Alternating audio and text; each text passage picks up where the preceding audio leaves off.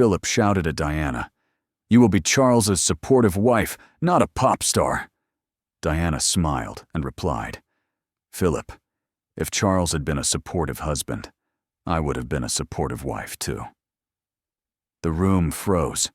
Diana's humor had shattered Philip's authority. November 15th, 1985, Balmoral Castle. Dinner.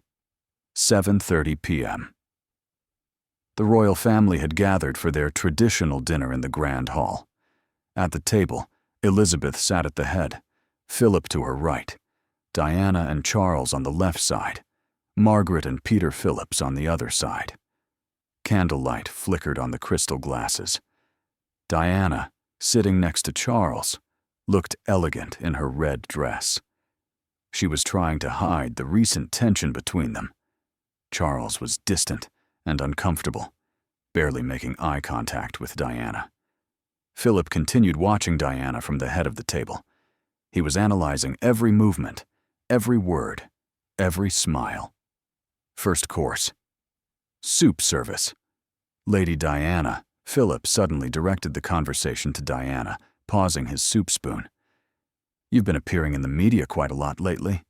Diana delicately sipped her soup, then smiled politely. "I'm fulfilling my duties, Philip. Meeting with the public is my duty." Margaret had become interested in the conversation. "Diana is really popular with the public, Philip. Isn't that a good thing?" Philip shot Margaret a sharp look, then turned to Diana. "Popularity isn't the measure, Margaret. Duty is the measure." Diana took a careful bite of bread. "And I think I'm fulfilling my duty, Philip." "What is duty, Diana?" Philip switched to an interrogation tone. "Pardon? What is your duty as Princess of Wales?" Diana knew a trap was coming, but remained calm. "To serve the people, support charities, represent the monarchy." "And to support your husband," Philip added. Coldly, Diana paused, holding her spoon. "Of course. I think I support Charles." Charles shifted uncomfortably in his chair, but remained silent. Philip leaned forward. "Thinking isn't enough, Diana. Charles is the future king. You should remain in his shadow." The room suddenly became tense. Elizabeth gave Philip an uncomfortable look. Diana's eyes sparkled, but her voice remained calm. "In the shadow? Very interesting concept, Philip. Shadows usually form for those who avoid light." Margaret quietly giggled, quickly bringing her hand to her mouth. Philip looked confused. "What do you mean?" Diana with an innocent expression while buttering her bread. "Maybe the problem isn't the shadow, but the light source." The tension escalates. Philip realized Diana's subtle attack. "Diana, you use very clever words, but the reality is you're a married woman. You can't act alone." Diana gracefully lifted her wineglass. "Certainly, Philip. Marriage requires teamwork. But teamwork means both people contribute. So far, it seems like only I'm playing." Charles finally spoke, uncomfortable. "Diana, perhaps this conversation—" Diana gently put her hand on Charles's arm. "Oh, darling, do you have concerns? Please share." This innocent question was devastating, because Charles couldn't admit exactly what his concerns were. Diana's popularity, his own feelings of inadequacy, the Camilla situation. Charles stuttered. I mean, family harmony is important." Diana with a bright smile. "Absolutely agree. Harmony is a beautiful thing, requires all instruments to be in tune, though." Philip knew Diana's metaphor was implying Charles was an out-of-tune instrument. Philip's direct attack. Philip forcefully placed his napkin on the table. "Diana, do you know what you're thinking? You're married, a royal wife. Your job is to be a backdrop." Diana delicately put down her fork, giving Philip her full attention. "Backdrop? What an artistic analogy, Philip. What purpose does a backdrop serve in a painting?" Philip, irritated. "Support the main subject." Diana with a brilliant smile. Exactly. But a good backdrop highlights the main subject. If the main subject is less interesting than the backdrop, maybe the problem is with the main subject. Elizabeth in a warning voice. Diana. Diana respectfully to Elizabeth. Your Majesty, I'm just discussing artistic terminology. Educational conversation. Philip with a red face. You're ridiculing Charles. Diana with a shocked expression. Ridicule. Philip, I would never ridicule Charles. I simply wonder why crowds don't shout, Charles. Charles? Maybe they have different artistic taste. The main course incident. While servants served the main course, tension reached its peak. Philip in an aggressive tone. Diana, you're deliberately seeking attention. Diana cutting her meat precisely. Philip, attention-seeking implies effort. I receive attention effortlessly. What should I do? Try to be ugly? Margaret couldn't contain her laugh. Elizabeth shot her daughter a sharp look. Charles embarrassed.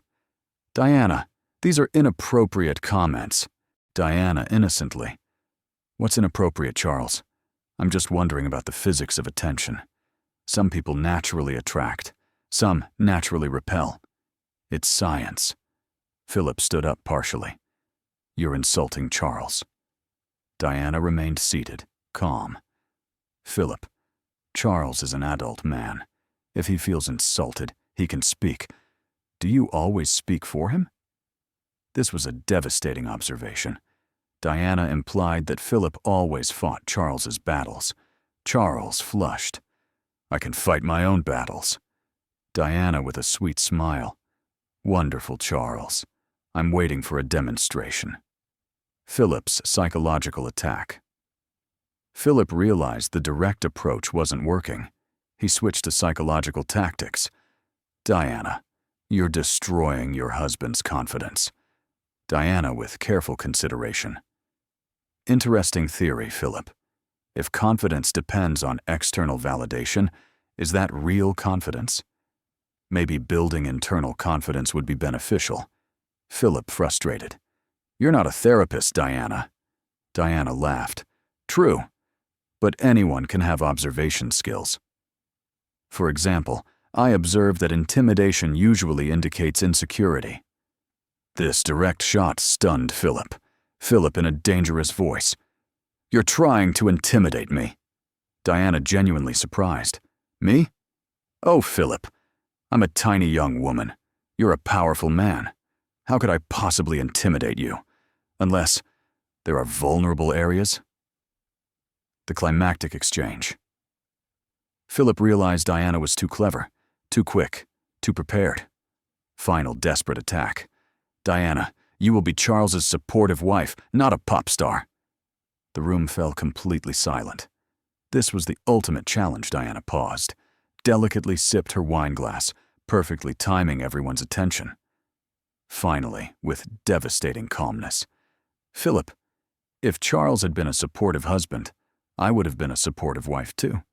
But apparently, we're both learning our roles as we go. The room froze. Diana continued, building momentum. And the pop star comment is interesting. Pop stars have passionate fans, sell out venues, inspire devotion. Are these bad things? Philip was speechless. Diana delivered the final blow. Besides, being a pop star is better than being an opening act that nobody remembers. Charles stood up abruptly.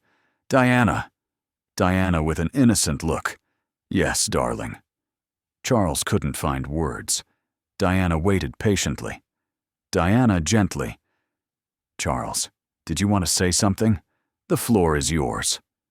Charles realized anything he said would make the situation worse. Sat down, defeated.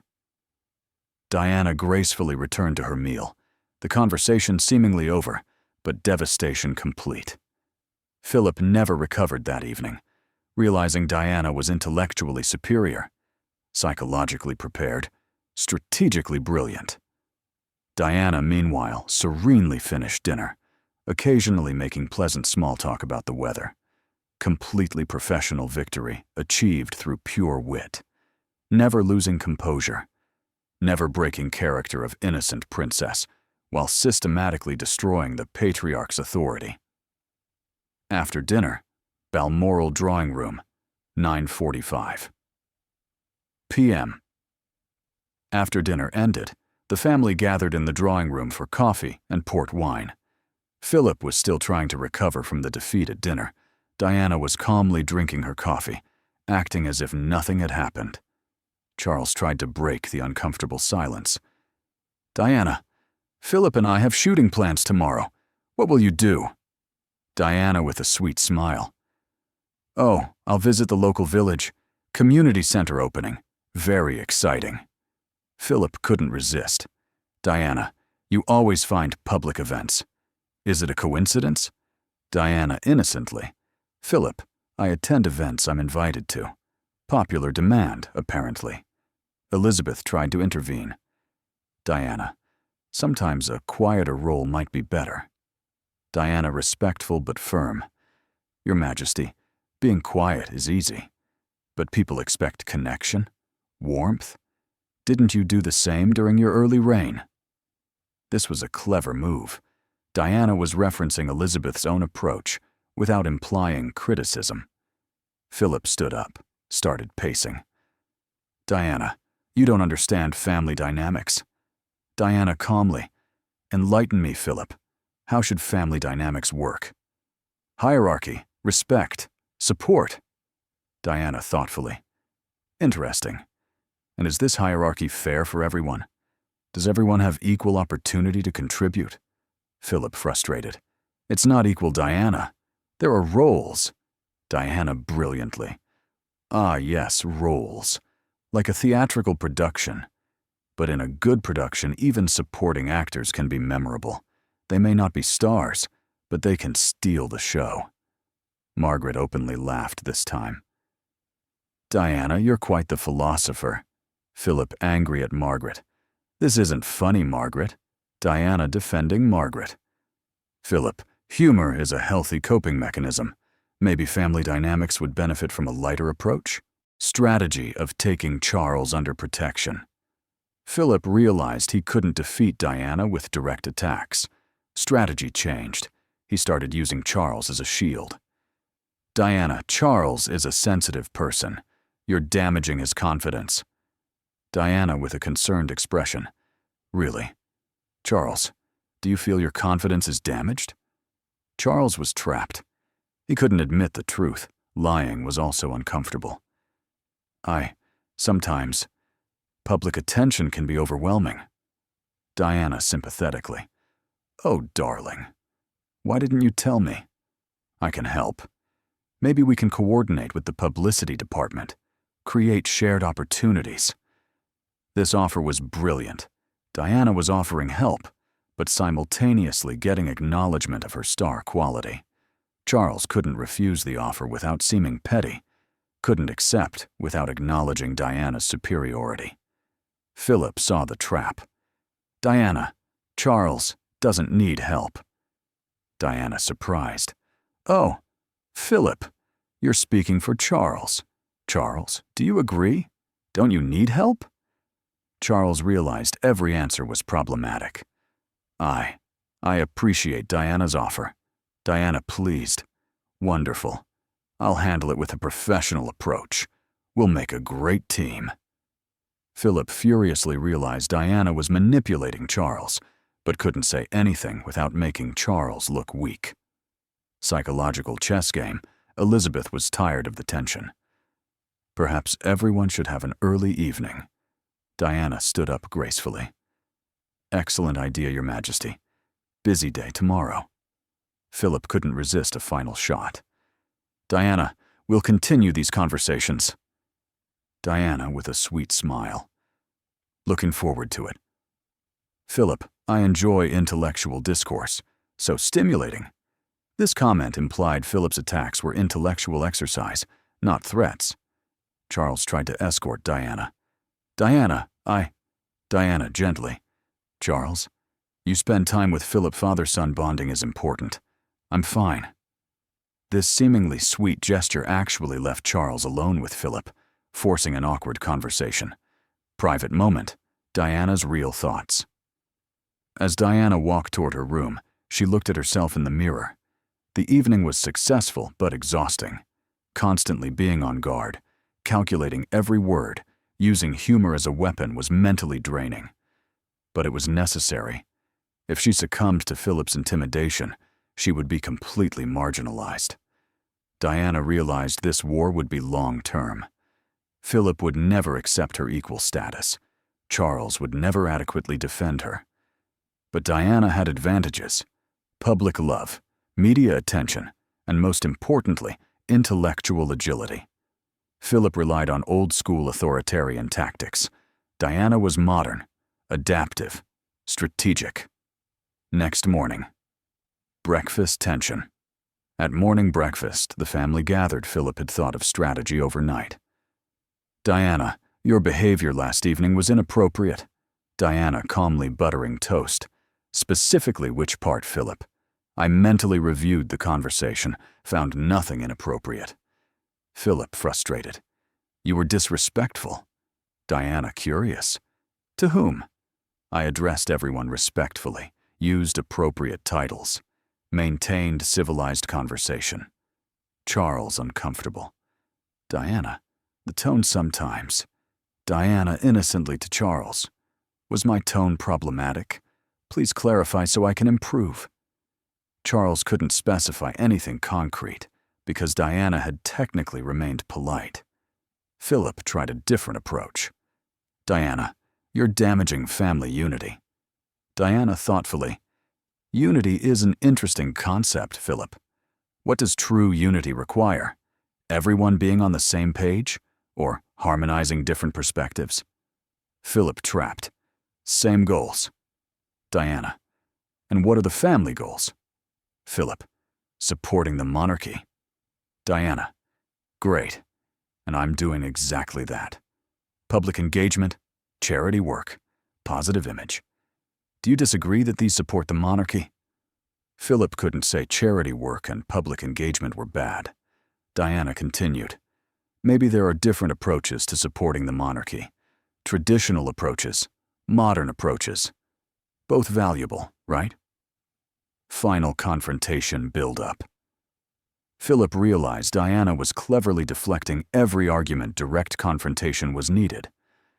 "Diana, the truth is, you're an attention addict." Diana paused. The room was silent. This was a serious accusation. Diana carefully. "Philip, addiction implies dependency, compulsion. I'm fulfilling my job responsibilities. If the public responds positively, is that a bad thing?" Philip. "You're stealing attention from Charles." Diana with devastating calmness. "Philip, is attention a finite resource? Is there a fixed amount? So if someone steals it, others get less." Philip didn't expect a philosophical question. Diana continued. "Maybe the abundance theory applies to attention. When the family is popular, everyone benefits. A rising tide lifts all boats." Elizabeth was impressed with Diana's reasoning despite herself. Diana's final point. "Besides Philip, you're concerned for Charles. Why not directly ask Charles about his feelings?" Brilliant move. Diana forced Charles into the conversation, challenged Philip's proxy spokesperson role. Charles cornered. I appreciate Diana's work." Diana pleased. "Thank you, Charles. You're a supportive husband. This is exactly the partnership spirit I mentioned." Philip realized he had been completely outmaneuvered. Diana had turned Charles into an ally, claimed public support, maintained the moral high ground. Diana won every single exchange through pure intellectual superiority, emotional intelligence, and strategic thinking. Philip learned a painful lesson. Traditional authority can be inadequate against modern intelligence. Diana, meanwhile, established dominance in family dynamics, forced respect, and secured her position. But the victory was hollow. The family was still dysfunctional, the marriage still failing. personal happiness still elusive. Diana could brilliantly win battles, but the war itself was meaningless when love was absent. Philip retreated, defeated, but not destroyed. Diana victorious, but not fulfilled. Intellectual superiority couldn't provide emotional satisfaction.